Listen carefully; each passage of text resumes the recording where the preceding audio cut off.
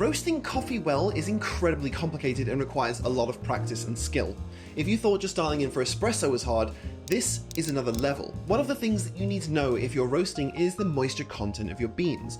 Low moisture means that the bean will take on heat from the roaster much more quickly, so you have to lower the starting temperature or you'll risk burning the outside. But how do you know what the moisture content is? So I have this new device here, the DiFluid Omix, which measures both water content before roasting and the roast level of the coffee after it's finished. And it's actually pretty insane. And to be clear, DiFluid is sponsoring this video, which is why I'm not giving it a review, and this video is going to be focused mostly on explaining roasting science for those of you who want to know more about it and how the Omix helps with that. So I've got some green beans here. These are from last year's crop. It's a natural anaerobic process Bolivian coffee that's supposed to taste like pineapple and bittersweet chocolate. So this is the tray for green beans. It's deeper and you have to fill it up to the top and make it as flat as possible to get the correct reading. The other trays are for roasted beans and coffee grinds respectively. Now, usually devices that can do this are designed for commercial scale coffee roasteries, and finding out things like water activity and density often requires some pretty time-consuming processes like putting the beans in water and measuring the displacement to get a rough density figure. This is much simpler. When calibrated, the Omix will give you all of those details with a simple button press. But how do you know if it's accurate? Well, this little bottle that comes with it gives you space for salt and then for water, which if you put them together in the right amounts and mix properly, it will calibrate your water activity correctly because water can only absorb a certain amount of salt. And I've heard that professional roasters need to have their water content readers professionally calibrated at least once a year or so, and that can be pretty expensive.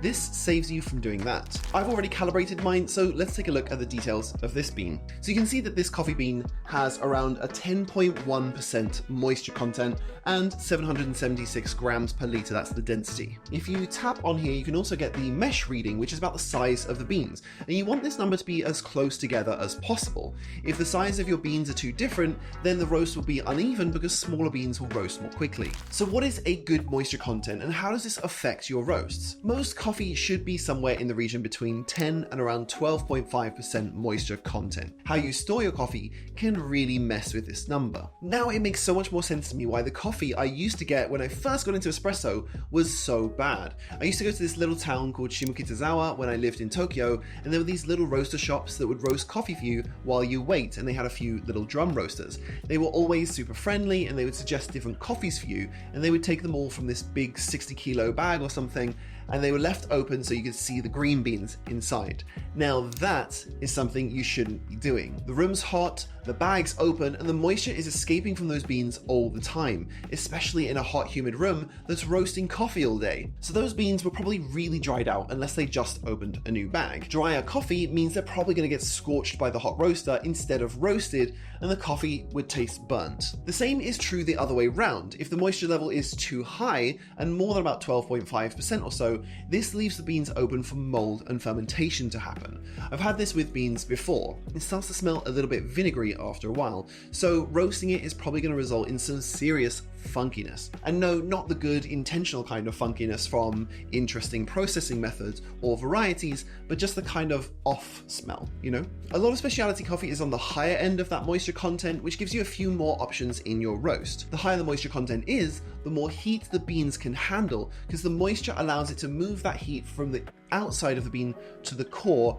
where dry beans may scorch the surface. Higher moisture beans can absorb heat really quickly and efficiently. So it can be good to start with a higher charge temperature to get the beans through the drying phase, and then slow down to allow for caramelization. Now, if I order from some importer and they send me coffee beans and I test them and they come out at around 9% moisture content, I can guess that the beans are probably stored really poorly. Maybe they're open in a hot warehouse or something, or maybe they're very beans they're just trying to get rid of, or maybe they're just not taking very good care of the beans' environment. So this is great for quality testing coffee beans when you receive them as well. So let me take this nice Bolivian coffee and roast it so we can see the roasting level checker. Okay, so just to look at it, I would say that this is about a medium-ish roast. This one's had something like 16% development time in a 10-minute and 15-second roast. So it's a little bit on the light side, if I'm honest. Now, if I was selling this and wanted to make sure that I was sending out a very similar product every time, I would test a small amount of each batch. But I'm not selling coffee right now. I haven't ever really worked in a roastery full time, but I would definitely love to roast more often and maybe even start my own little roastery in the future. So comment what you think I should call my roastery. As for making sure that it's reading the roast level correctly, it comes with this little cylinder. It has a grey plate on it, and you put that in. I've already calibrated it myself, but you put that in and it calibrates the colors and it gets a pretty accurate reading of what shade your beans are. So to see how accurate it is and also how well I roasted this coffee, I'm going to dump this batch out and put in another sample to test. So for now, I'm going to be using this for sample roasting for my sister's partner's coffee roastery, which is called Wildcard Coffee Roasters up in Cambridgeshire.